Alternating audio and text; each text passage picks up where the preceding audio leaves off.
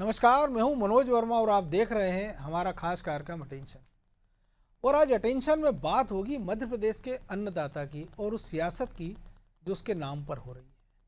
मध्य प्रदेश में आज से गेहूं की सरकारी खरीदी का शंखनाद हो चुका है। मुख्यमंत्री डॉक्टर मोहन यादव के नेतृत्व में सरकार ने संकल्प लिया है कि किसानों का एक एक दाना खरीदा जाएगा। खरीदी केंद्रों पर उत्सव का माहौल है। किसानों को तिलक लगाकर फूल मालाओं से स्वागत किया गया, क्योंकि ये सरकार मानती है कि किसान केवल वोटर नहीं, इस प्रदेश की खुशहाली का आधार है। लेकिन दूसरी तरफ विपक्ष यानी कांग्रेस की भूमिका देखिए। जब किसान अपनी मेहनत की फसल लेकर केंद्र पर पहुंच रहा था, तब कांग्रेस सड़कों पर प्रदर्शन कर रही है। सवाल ये उठता है कि क्या कांग्रेस को किसानों की खुशी रास नहीं आ रही है?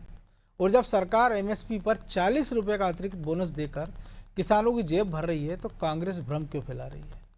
क्या विरोध प्रदर्शन इसलिए हो रहा है क्योंकि कांग्रेस के पास कोई ठोस विजन नहीं बचा है और वो सकारात्मक काम में राजनीति तलाश रही है? एक तरफ सम्मान है और दूसरी तरफ सियासत। एक तरफ पारदर्शी व्यवस्था है तो दूसरी तरफ केवल विरोध के लिए विरोध। आज इसी पर हम चर्चा करेंगे, लेकिन पहले रिपोर्ट देखिए।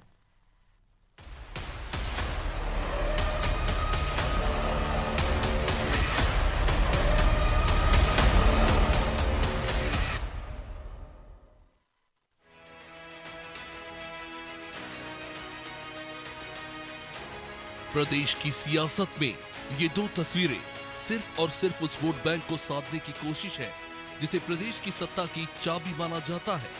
दरअसल इन दिनों गेहूं खरीदी सबसे बड़ा मुद्दा बन चुकी है। गुरुवार से 4 संभागों में गेहूं खरीदी शुरू भी हो गई है। लिहाजा गेहूं बेचने मंडियों में आए किसानों का तिलक लगाकर बीजेपी ने स्वागत किया। लेकिन अन्नदाताओं को अपने पाले में लाने में जुटी कांग्रेस ने इस बार गेहूं खरीदी में देरी के आरोप लगाकर प्रदेश भर में प्रदर्शन किया।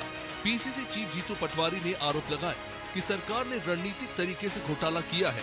बारदाने की कमी का बहाना बनाकर गेहूं खरीदी नहीं की गई। ये किसानों को धोखा देने की कोशिश है।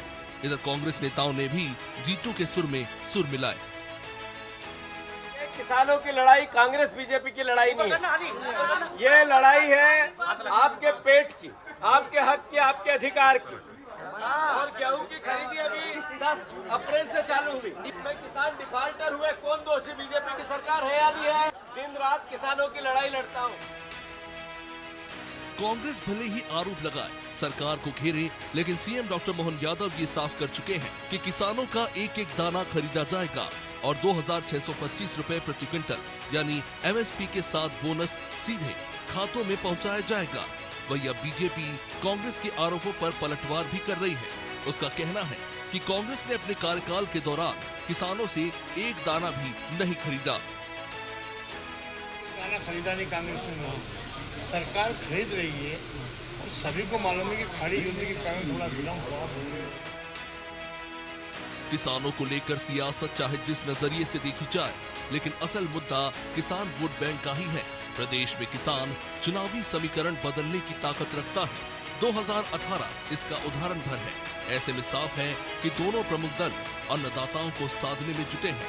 अब देखना होगा कि गेहूं खरीदी की आड़ में बीजेपी और कांग्रेस अन्नदाताओं को कितना लुभा पाते हैं और 2028 में किसान किसको जीत का तिलक लगाते हैं। ब्यूरो रिपोर्ट, अनापी टीवी।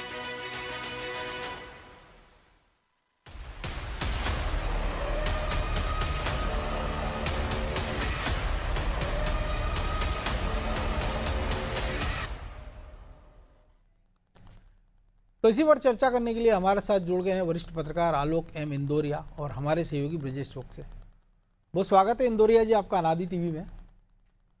और आखिरकार लंबे इंतजार के बाद गेहूं की खरीदी शुरू हो गई, लेकिन दो सीन देखने को मिले। एक तरफ बीजेपी का किसान मोर्चा था जिसने किसानों को जो गेहूं लेकर आए थे उपज, उनका तिलक लगाकर सम्मान किया। दूसरी तरफ कांग्रेस सड़कों पर उतरी। तो अगर कांग्रेस को वाकई चिंता थी तो बहुत पहले उतर जाना था सड़क पर, जब वो आरोप लगा रहे थे कि भैया किसानों की गेहूं खरीदी नहीं हो रही है और इसका फायदा बिचौलिए उठा रहे हैं। और अब भी आरोप लग रहा है कि वारदाने की कमी है। तो अगर वारदाने की कमी होती तो शायद गेहूं खरीदी की तारीख और बढ़ सकती थी फिर तो। मनोज जी, ये बड़ा दुर्भाग्य है कि आजकल हर राजनीति तलाशी जाती है। कांग्रेस जो काम कर रही है वो राजनीतिक दृष्टिकोण से काम कर रही है, उसका काम करना सही है। बीजेपी की सरकार जो काम कर रही है वो अपने दृष्टिकोण से काम कर रही है, उसका काम करना भी सही है। जी जहां तक खरीदी की बात है, इसमें भ्रम की स्थिति इसलिए उत्पन्न हुई क्योंकि 3 बार इसकी डेट बदली गई। बिल्कुल। कारण इसके कुछ भी रहे हो, लेकिन डेट बदलना और उसका प्रॉपर आम जनता तक या आम किसान तक मैसेज प्रॉपर नहीं पहुंचना, इसने कहीं ना कहीं एक संदेह क्रिएट किया, जिसके कारण राजनीति करने का कांग्रेस को मौका मिला। जी हालांकि इसकी सबसे बड़ी वजह पीपी बैग है, क्योंकि अभी तक जूट बैग में खरीदते थे, इस बार नीति बनी कि पीपी बैग में खरीदा जाए। लेकिन जहां तक मेरा सोच है, ईरान युद्ध के कारण जो वैश्विक समस्या हुई, जी उसके कारण ये पीपी बैग प्रॉपरली न तो आ पाए न बन पाए, जिसके कारण ये डेट बढ़ानी पड़ी। हाँ, क्योंकि उसका जो रॉ मटेरियल था उसकी सप्लाई में दिक्कत तो हुई है, जिससे पीपी बैग बनता है। ये अकेले पीपी बैग नहीं हुई, टोटल प्लास्टिक इंडस्ट्री जो है इंडिया की, बिल्कुल वो दाने के इंपोर्ट पर आधारित है।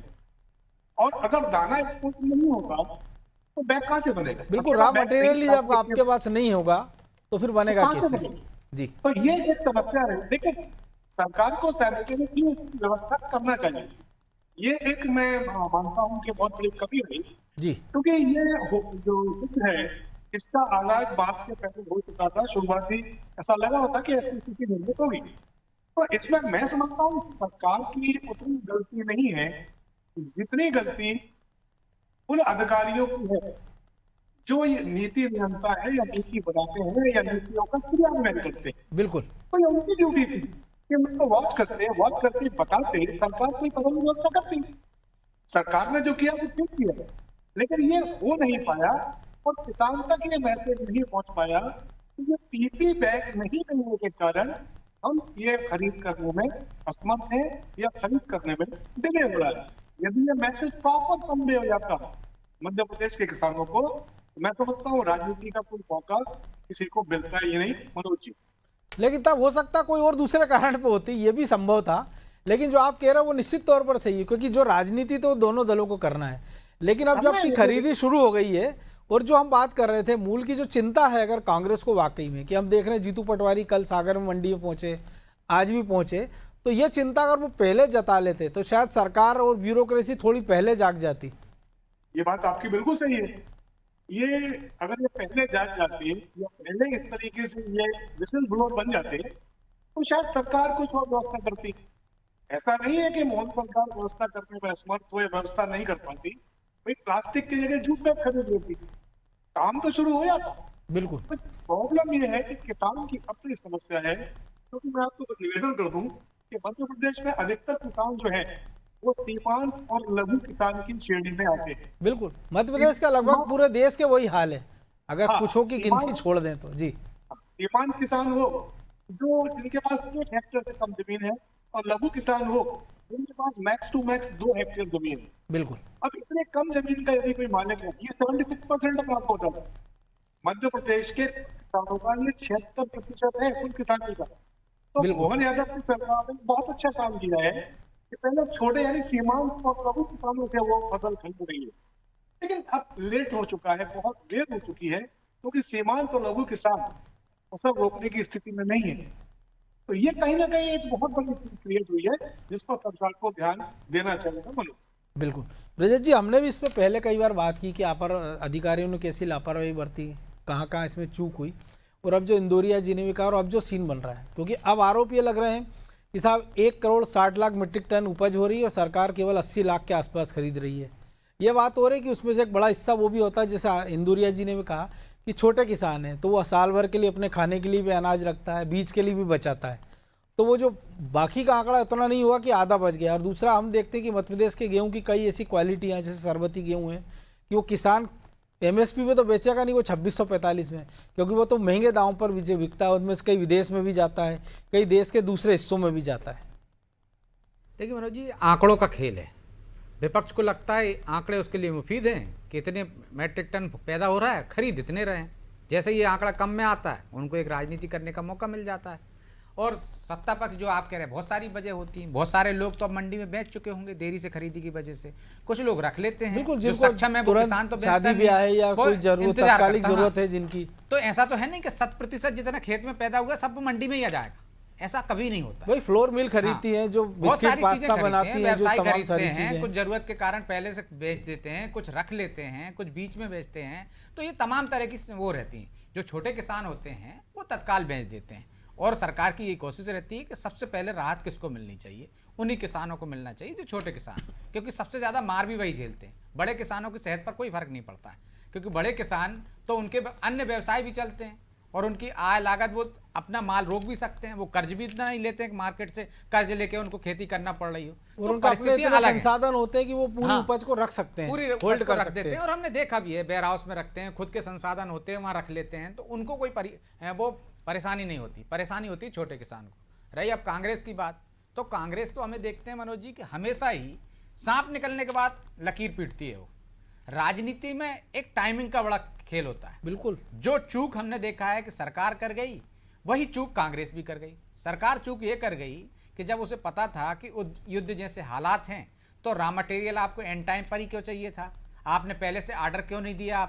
आप ऑर्डर दे देते। हमारे पड़ोसी राज्य राजस्थान में जहाँ बीजेपी की सरकार है, उन्होंने ऑर्डर दे दिया, उनका खरीदारी शुरू हो गई। आप देर से जागे, आपसे मतलब उनको लगा होगा प्रशासनिक शायद तंत्र। कि ट्रम्प को शांति का नोबेल चाहिए तो नहीं, युद्ध नहीं ये कुछ करेगा। नहीं लगा, ये जो युद्ध नहीं करेगा, इसलिए हाथ पर हाथ धरे बैठे रहे। देखिए मनोज जी, ऐसा कुछ नहीं है। सरकार के नाक कान आंख कौन होते हैं, जो आलोक जी कह रहे थे, उसका पूरा सिस्टम होता है। सरकार के अधिकारी कर्मचारी उसकी आंख भी होते हैं, कान भी होते हैं। जब वही कर्मचारी अधिकारी कान में रुई लगा के बैठे हों और आंख पे पट्टी बांध लेकिन कर वो बैठे जब हैं, तो जो ऐसे आप ही कह होता रहे है। हैं भाई, अगर वो गांधी जी के 3 बंदरों वाली भूमिका में आ जाए अगर, फिर क्या करोगे आप? हाँ, तो उनको जागृत करने का काम भी तो लगाम रहती है। प्रशासनिक अमले को खींचने के लिए एक लगाम होती है जो सरकार खींचती है, जो प्रशासनिक तंत्र को सख्त रखती है या उनको इस तरह से रखती है जवाबदेही रहें, वो जिम्मेदारी निभाएं, तो उन पर कार्रवाई होगी तो निश्चित तौर पर वो आ जाती है।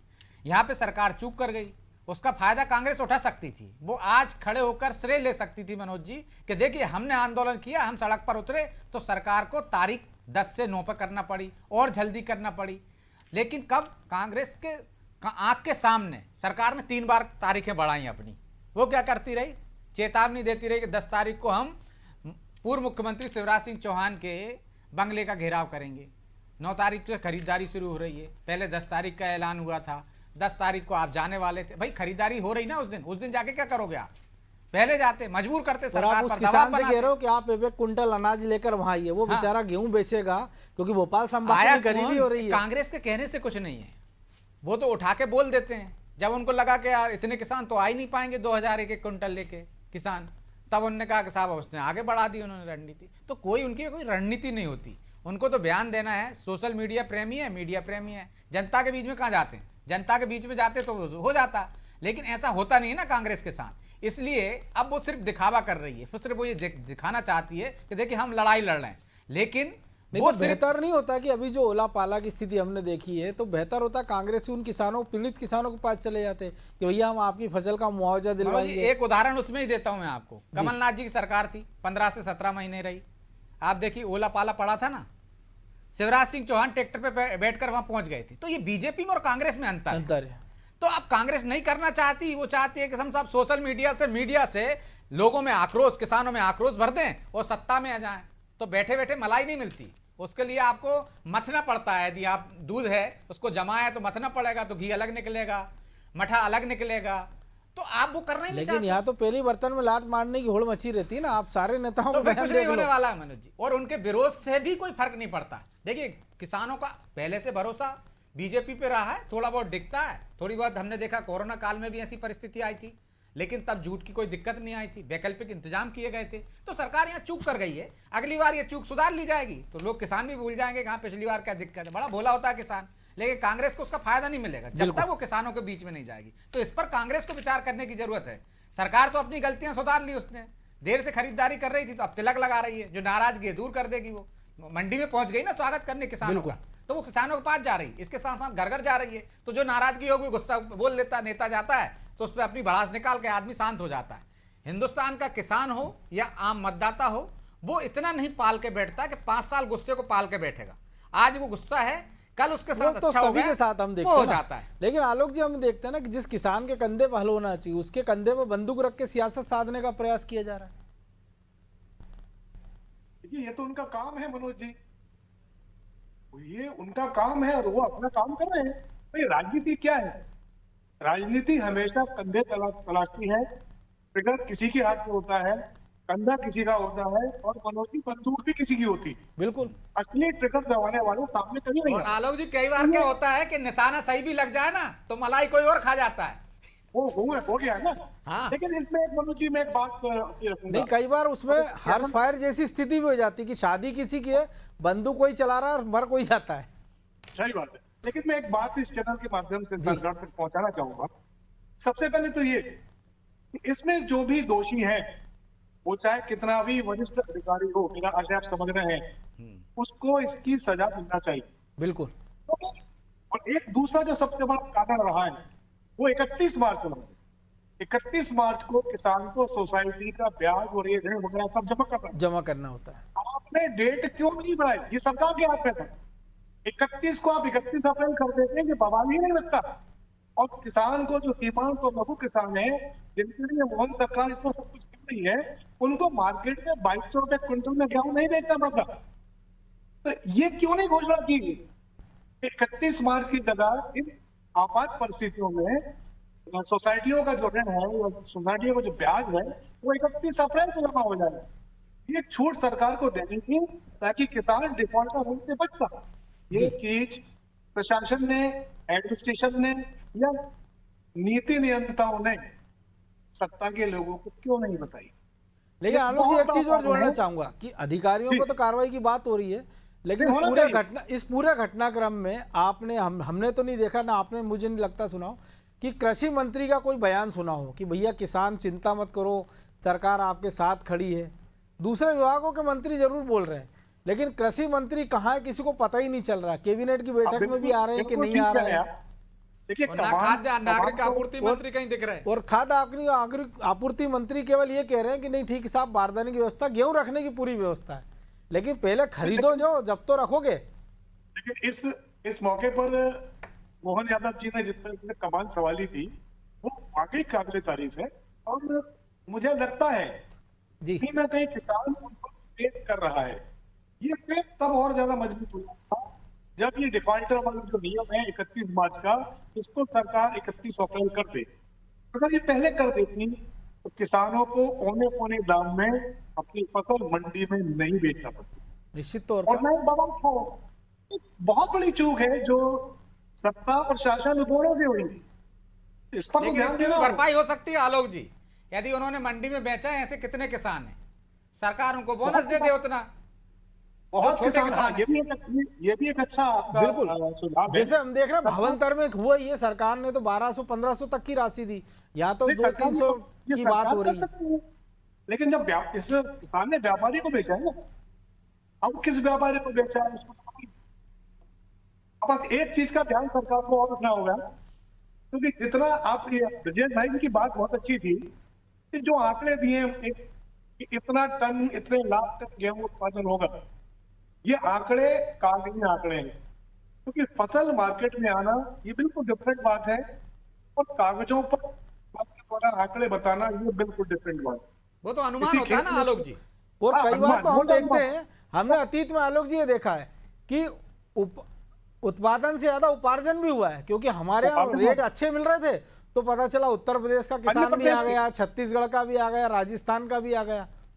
मैं आपको ग्वालियर चंबल की स्थिति बता रहा हूँ ना जी। उत्तर प्रदेश और राजस्थान के किसानों ने आगे अपनी फसल बेची यहाँ पर, हाँ बिल्कुल, और वो फायदा उनको मिला। इसके अलावा बिचौलियों ने अपनी फसल बेची और भावंतर का लाभ बिचौलियों ने अलग अलग खातों में लिया। बाद में उसकी इंक्वायरी भी हुई थी। ऐसा ही प्याज के समय हुआ था। तो ये हाँ, कहीं ना कहीं हमारी नीतियों की कमी है मनोज जी, इसमें सुधार होना चाहिए। ये हम आपदा में अवसर तलाशने में जो कुशल हो गए, ये उसके नमूने हैं कुछ। नहीं, ये तभी हो रहा है ना कि हम पनिशमेंट नहीं कर रहे, हम पनिश नहीं कर रहे। अगर हम दंडात्मक कार्रवाई शुरू करते हैं, वो चाहे बड़ा बड़ा अधिकारी हो, अगर कड़ा दंड आप दे, एक नजीर बनाए, तो मैं समझता हूँ कि पूरा एडमिनिस्ट्रेशन अलर्ट हो जाएगा, आगे से ये गलती नहीं होगी, क्योंकि अपन सोच सकते हैं कि एक मुख्यमंत्री के पास पूरा मध्य प्रदेश, इतने सारे डिपार्टमेंट है, कोई एक काम नहीं है मुख्यमंत्री जी के पास। तो उनके आंख नाक कान जो आदरणीय ब्रजेश जी बोल रहे थे, वो अगर प्रॉपर होंगे, वो प्रॉपर चीजें उन तक पहुंचाएंगे, तो ऐसी स्थिति कभी निर्मित ही नहीं होगी। तो मेरा तो मानना है कि भाई इसमें पनिशमेंट तो फिक्स होना चाहिए, नंबर एक। निश्चित तौर पर, और दूसरा मेरा हम भी मानना है चाहेंगे कि इस बात को आगे तक बढ़े। और ब्रजेश मनोज जी, जैसे आप जी, कह रहे थे ना आपदा में अफसर, आप देखिए जी। अभी युद्ध चला, आलू के दाम गिर गए हैं, टमाटर के दाम, सॉस के दाम गिर गए हैं, सिर्फ क्या सिलेंडर के थोड़े दाम बढ़े, लेकिन आज समोसा से लेकर तमाम चीजें महंगी हो गई। बिल्कुल सीधे तो ये सीधे आपदा में 50-50% तक देखेगा बढ़ा कौन? दिए। काला बाजारी हो रही, देखेगा कौन? जो सिस्टम है उसको देखना, जवाबदेही तय करना पड़ेगी ना आपको कि भाई आप तय कीजिए। इस पे कोई कार्रवाई नहीं हुई ना प्रशासन जी, इस पे कार्रवाई हो, नेशनल लेवल पे जाके ये टीम कार्रवाई करे, तो मैं समझता हूँ रुक जाएगा। और एक चीज और, अगर समोसा का दाम 15 रुपए हो गया, तो अब गैस सस्ती हो जाए, तेल सस्ती हो जाए, वो नीचे नहीं आएगा, वो 15 फिक्स हो गया। ये तो हमने देखा ना आलोक जी कि 3-4 साल पहले जब तुअर की दाल 200 रुपए हो गई थी, तो हमने देखा था कि रेस्टोरेंट पे 50 की दाल 200 की हो गई। वो तुअर की दाल अब 110 है, लेकिन वो रेस्टोरेंट की दाल सस्ती नहीं बल्कि अब 250 हो गई है। बिल्कुल बिल्कुल बिल्कुल। तो लेकिन ये ब्रजेश जी, इसमें- इसका हल क्या है? क्योंकि मान लीजिए एक पक्ष पे आपने एक्शन कर दिया, ये जो दूसरा एक बड़ा पक्ष है वो फिर खुद को विक्टिम कार्ड खेलने लग जाता है। अरे साहब देखिए, तो गरीब के पेट में लात मारी जा रही है, ये तो फलाना किया जा रहा है। देखिए मनोज जी, उसको खेलने दीजिए, लेकिन आप जवाबदेही तय कर दीजिए। यदि आपके न्यूज चैनल में कोई खबर गलत चली जाती है तो जवाबदेही है ना आपके पास।